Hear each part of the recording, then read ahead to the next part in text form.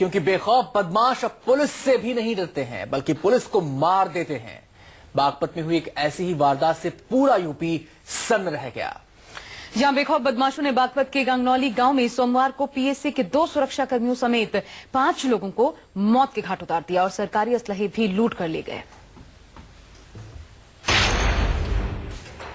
बागपत में बेखौफ बदमाशों का खूनी खेल।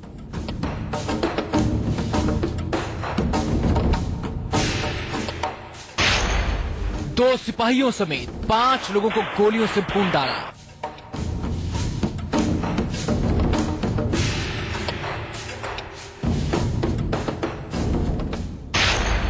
बदमाशों की गोलियों से फिर थर्राया बागपत।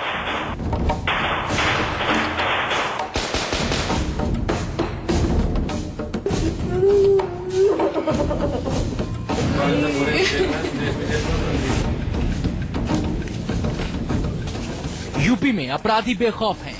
बागपत की लाशें यूपी में अपराधियों के बेखौफ होने की गवाही दे रही हैं।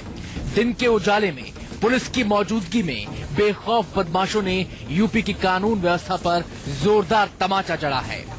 तस्वीरें खुद बयां कर रही हैं कि यूपी में किसका राज है। गांव में भीड़ खामोश है, घर और अस्पताल में मातम, हर तरफ लाशें बिखरी पड़ी हैं। इन लाशों में 2 लाशें उन पुलिसकर्मियों की हैं जो इस परिवार की सुरक्षा में लगाए गए थे। ये लोग बीच पकड़ उसको दीवार पकड़ आए तो उन्होंने इसका दीवान जी को गला दबाया तो उन्होंने आवाज लगाई तो हम ऊपर देखने गए तो मेरी बहन फ्री थी, उनको उसने गोली लगा दी तो मैं इस बीच पकड़ दीवार पकड़ उधर भाग गया। बस ये और आगे मैंने नहीं देखा। सोमवार को बागपत का गांगनौली गांव गोलियों की तड़तड़ाहट से गूंज उठा। हथियारों से लैस आधा दर्जन से ज्यादा बदमाशों ने सविता नाम की महिला के घर पर धावा बोल दिया। बदमाशों का सबसे पहले मुकाबला सविता के परिवार की सुरक्षा में तैनात पीएसी और पुलिस के जवानों से हुआ। बदमाशों ने उन्हें संभलने का मौका भी नहीं दिया और सुरक्षा में तैनात पीएसी के 2 जवानों को गोलियों से भून डाला। इसके बाद बाकी बदमाश घर में घुसे और सविता और उसकी बेटी प्रीति की भी हत्या कर डाली। ये पुरानी रंजिश थी जिसमें एक महिला सविता, उसकी लड़की प्रीति, उसके पिता और उसकी सुरक्षा में लगे हुए 2 पुलिस कर्मचारियों की हत्या हुई है। ये दरअसल 2013 में गांगनौली के कुख्यात बदमाश और 1 लाख के इनामी प्रमोद गांगनौली ने सविता के बेटे परीक्षित की हत्या कर दी थी।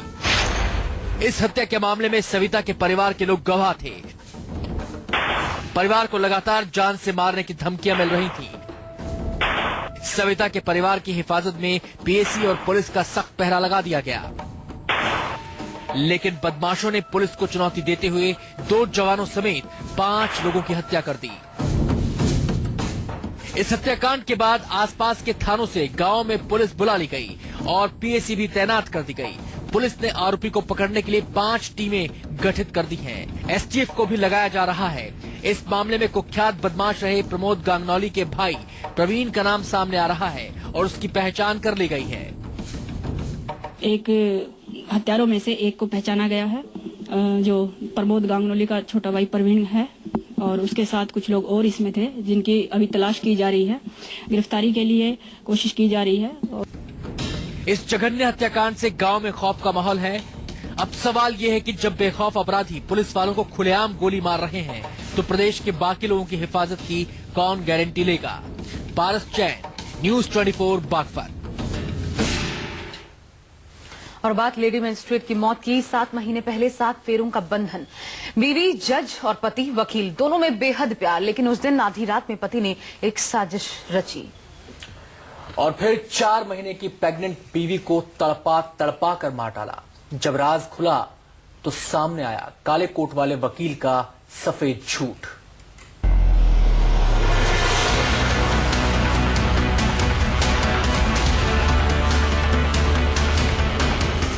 छह तारीख की सुबह जब मोनिका के फ्लैट का दरवाजा खोला गया था तो मोनिका की लाश बिस्तर पर पड़ी थी।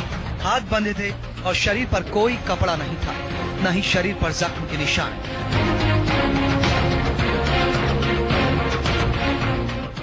50 से ज्यादा लोगों से पूछताछ हुई। आया, मैंने देखा गेट बंद है, बहुत खटखट आया, हमें टेलीफोन हूं, मैं यहाँ किसी को ज्यादा जानता भी नहीं। पहला झूठ। हमारी कोई अनबन नहीं थी, कुछ भी नहीं था। मैं तो बल्कि सारी प्रैक्टिस छोड़ के सब यहीं रहते थे, मतलब ऐसी कोई अनबन नहीं थी। दूसरा झूठ, कल से उसका थ्रू आउट फोन बंद था, थ्रू आउट फोन बंद था। तीसरा झूठ,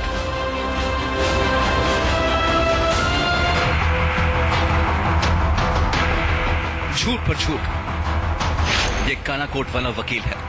इसने सोचा जरा से जिना करके ये पुलिस को अपने जाल में उलझा देगा। इसने ऐसा किया भी, पुलिस को गुमराह करने की कोशिश की, एक कत्ल को सुसाइड बनाने की कोशिश की, लेकिन कत्ल और इसका मंसूबा छिप न सका। एक कातिल का राज फाश हो गया और सामने आया प्रतिभा के पति का खौफनाक चेहरा। इसके साथ ही सामने आ गया कानपुर की जुडिशियल मजिस्ट्रेट की मौत का राज भी। पति का आना कल यहाँ पे मॉर्निंग में ही प्रमाणित है। अभी तक जितनी साक्ष्य है उस हिसाब से महिला की गला दबा की हत्या इसके द्वारा की गई और उसके बाद उसको सुसाइड का रूप देने के लिए वहाँ पर रख दिया गया और ये बताया कि दरवाजा अंदर से बंद था। जो डिटेल्स हम लोग की निकली उस हिसाब से ये सुबह ही वहाँ पर पहुँच गया था। 7 महीने पहले शादी हुई थी। इन तस्वीरों में प्रतिभा भी है और उसका पति मनु अभिषेक भी। ये एक लव मैरिज थी। प्रतिभा के घर वाले इसके खिलाफ थे, फिर भी प्रतिभा ने मनु पर सबसे ज्यादा भरोसा किया। तस्वीरों को देखकर अभिषेक पर कोई भी शक नहीं कर सकता। खूबसूरत जोड़ी और हर तस्वीर में बेशुमार प्यार झलकता है, लेकिन इन तस्वीरों में मनु जैसा दिखता है वैसा वो है नहीं और यही भूल प्रतिभा के लिए मौत का सबब बन गई।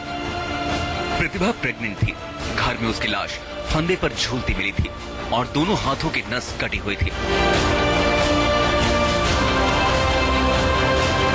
पहली नजर में पुलिस को सुसाइड लगा। ऐसे में पुलिस के सामने सवाल था कि कोई कैसे नस काटकर फंदे पर झूल सकता है।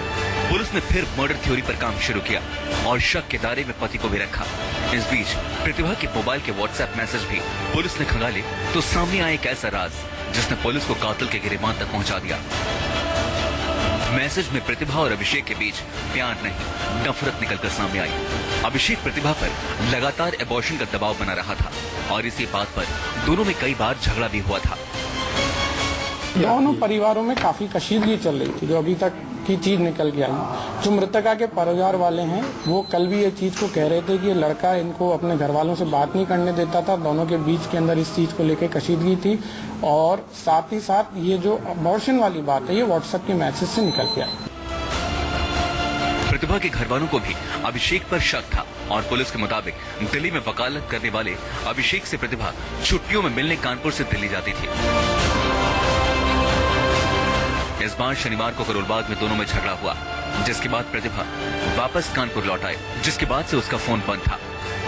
अभिषेक ने पहले पुलिस को बताया था कि वो भी रात में कानपुर के लिए निकला था, जबकि प्रतिभा की मौत आधी रात के वक्त हुई थी। ऐसे में जब अभिषेक से सख्ती की गई तो पता लगा कि कुछ देर बाद वो कानपुर पहुंचा था और घर के अंदर घुसकर बेरहमी से प्रतिभा को मार दिया।